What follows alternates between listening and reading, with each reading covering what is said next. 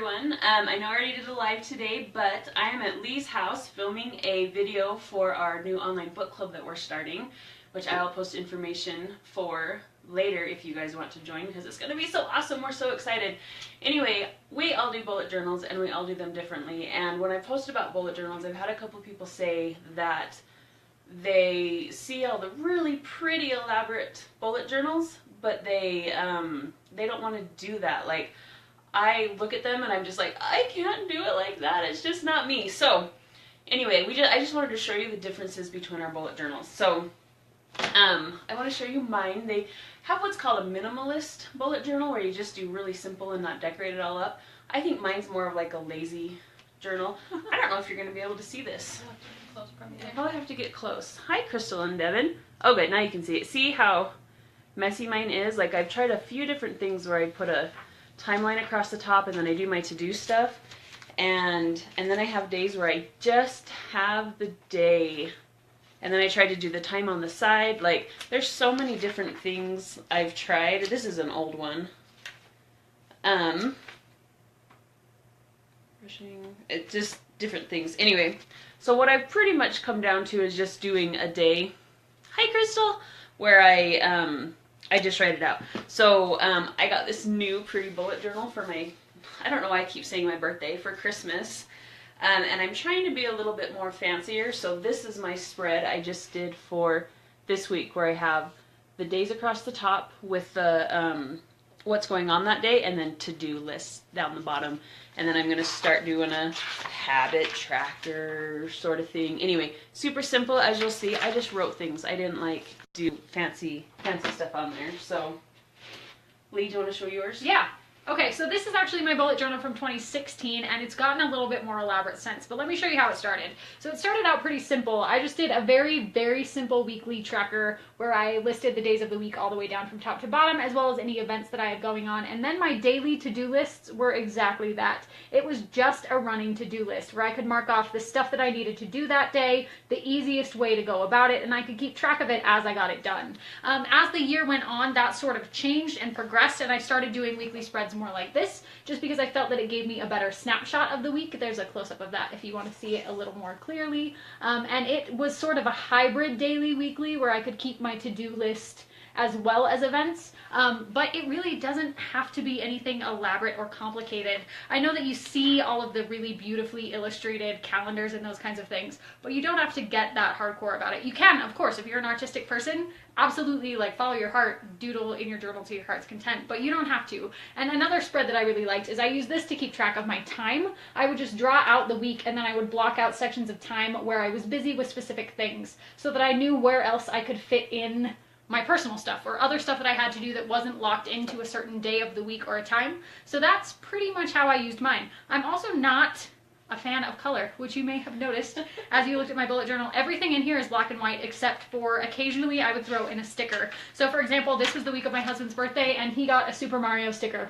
Like, that's legitimately how I decorated my bullet journal, because I'm not a colorful person. So it can be really simple. It can be whatever you are as a human being. That's certainly what mine was last year, and it's what it is this year again as well.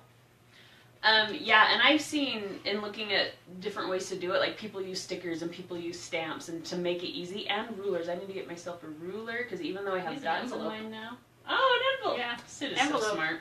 You're so street smart. I got that from you. Yeah, I use envelopes. It's the best way. Okay, Lee, you want to show her, Syd? I'm sorry.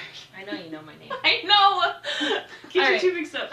The most useful things that I've had in mine are trackers. Like, this is my monthly bill tracker. I mark it off when it's been paid. Don't look at if they've all been paid. This is one of my simple weekly spreads,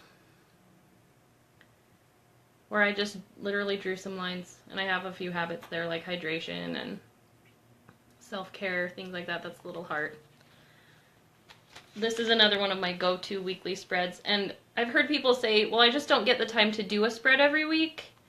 And I honestly make 3 or 4 at a time, because I know I'm not going to get time every single week to do a spread. So I just make them ahead of time, because I don't do dailies or things like that. The week is the most useful to me. And then they can get cute if I'm feeling fancy and I have the time. So that's my cute one for next week. I just have to show this one because it was really pretty. But never do diagonals. They are not useful. Not productive. No diagonals. No. So, that's mine.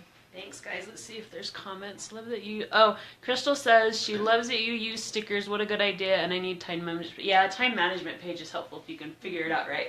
Anyway, thanks, Lee and Syd. I just wanted to show you guys because we do it differently, and even you don't have to stick to one thing. And Syd is like super creative and does beautiful stuff, and so some days she does that and sometimes she doesn't. So anyway, I am so excited for the bullet journal class. That will be next Wednesday at 6 o'clock online. I have an event in the group to join, and please invite anyone who you might be interested in that, because bullet journals rock. Like, it's totally changed Lee's life. Totally changed my life. For real. I used to be one of those people that thought that I just had to keep track of everything inside of my own head, and that was so stressful. And I typically got where I needed to be and got things done that I needed to do, but just trying to keep track of everything in my brain made me so anxious. There was so much anxiety and stress attached to that, and it's so much easier just to be able to put my thoughts down on paper and not have to worry about them anymore, because I know that I'm going to get where I need to be because it's written down. I can't forget, and it's not on me to remember. I love it. It's completely changed my life.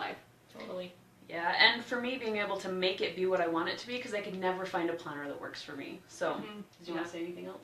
Just the same thing that, I mean, up until when I started my bullet journal, which was, I don't know, in the summer, I think, I had a hard time staying on top of everything, especially at work. I'm a teacher, and we have a lot more to keep track of than people would expect.